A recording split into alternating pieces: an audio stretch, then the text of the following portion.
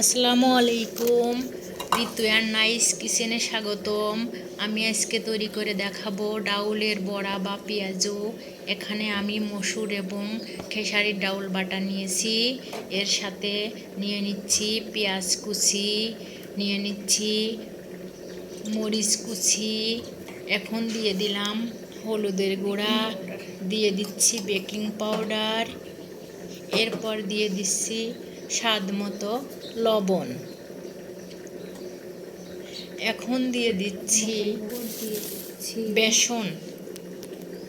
সবগুলা উপকরণ একসাথে মিশিয়ে নিচ্ছি।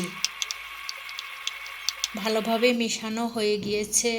এবার কড়াইয়ে তেল দিয়ে পেঁয়াজগুলা ভেজে নিব।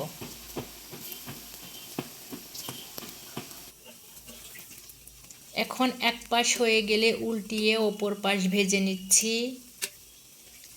পেঁয়াজগুলা ভাজা হয়ে গিয়েছে, এবার উঠিয়ে নিচ্ছি।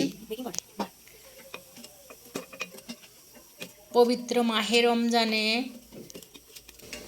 ঋতু অ্যান্ড নাইস কিচেনে সবাইকে স্বাগতম। আমাদের সাথেই থাকবেন। ধন্যবাদ।